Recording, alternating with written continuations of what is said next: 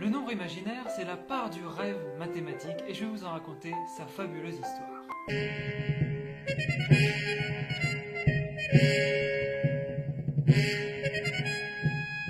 L'histoire du nombre imaginaire commence avec la Renaissance italienne, en 1545 plus précisément, lorsque le mathématicien italien Cardan veut résoudre une équation du second degré insoluble. Avant lui, le grec Diophante, le perse Al-Khwarizmi, ou encore les Italiens Del Ferro, Tartaglia ou encore Pacioli se sont intéressés déjà aux équations du second degré. Les équations du second degré sont appelées ainsi parce qu'elles possèdent une inconnue mise au degré 2, au carré. Elles sont donc de la forme ax au carré est égal à bx plus c. Et tous ces mathématiciens savaient très bien qu'il existait des cas où aucune solution n'était trouvable pour résoudre l'équation. Mais Cardan se dit que c'est quand même dommage. C'est ainsi que dans son ouvrage Le Grand Art ou les règles algébriques, il pose un problème d'apparence très simple au livre 1, chapitre 37, règle 2. Cardan nous propose de trouver deux nombres dont la somme soit égale à 10 et le produit égal à 40. Géométriquement, cela consiste simplement à trouver un rectangle dont le demi-périmètre soit égal à 10 et dont la surface soit égale à 40. En notant x et y, la longueur et la largeur, on peut écrire deux équations. D'une part, x plus y est égal à 10, d'autre part, x fois y est égal à 40. De la première équation, nous déduisons que y est égal à 10 moins x.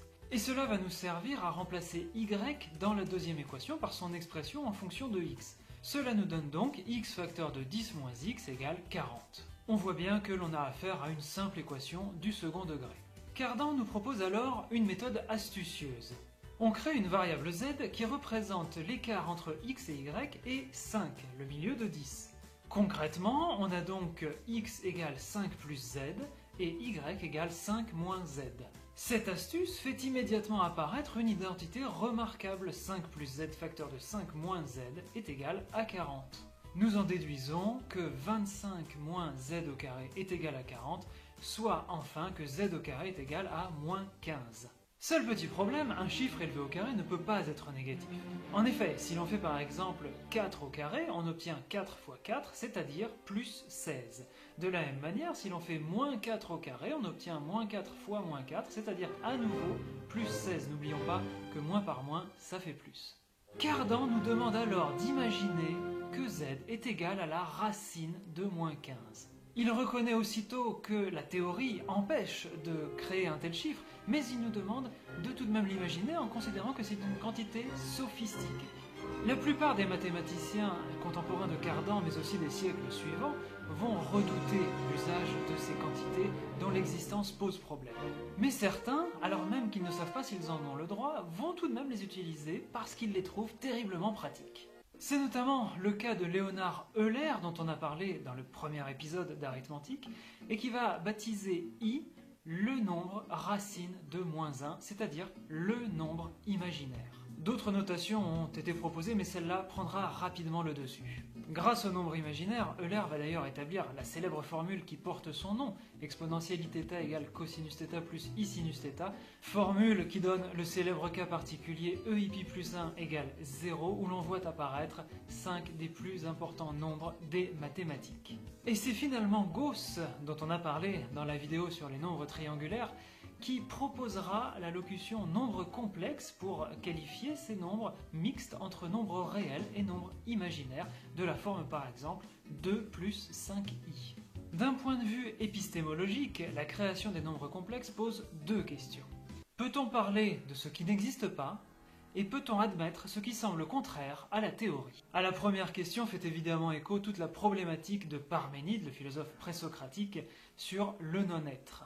Quant à la deuxième question, elle soulève le problème de l'irrationnel épistémique tel que l'appelle Gilles Gaston Granger. L'irrationnel épistémique apparaît dans le procès même de la connaissance lorsque ce procès rencontre inopinément une propriété de son objet qui interdit de poursuivre ce processus tel quel.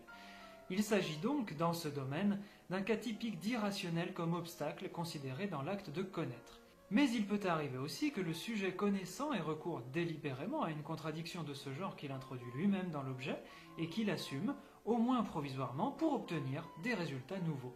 C'est précisément ce que fait Cardan, il nous demande de faire comme si, d'imaginer que ce type de nombre soit possible. Par la suite, les mathématiciens les plus téméraires tenteront d'explorer les propriétés de ces nombres tout en se demandant si leur existence est justifiable, ne serait-ce que pour voir ce que cela peut donner. C'est notamment ce que fera le Danois Caspar Wessel, arpenteur et géographe, en exposant l'utilisation géométrique des nombres complexes, développée ensuite par le mathématicien suisse Jean-Robert Argand. Cette représentation géométrique des nombres complexes est finalement assez simple. On associe la partie réelle du nombre complexe à l'abscisse et la partie imaginaire à l'ordonnée. Cela rassurera grandement les mathématiciens, car de nombres dont l'existence est plus que douteuse, ils deviendront d'apparence assez intuitive.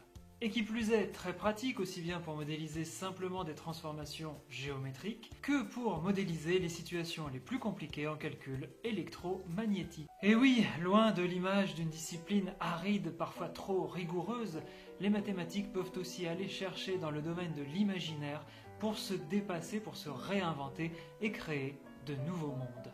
Si vous voulez aller plus loin sur le sujet des nombres complexes et du nombre imaginaire, je vous invite à aller voir la vidéo numéro 8 sur les fractales. Et oui, c'est à partir de calculs sur les complexes qu'on parvient à créer ces formes surprenantes. Merci de partager et commenter cette vidéo que vous pouvez bien sûr utiliser en rêve, en songe ou encore en imagination.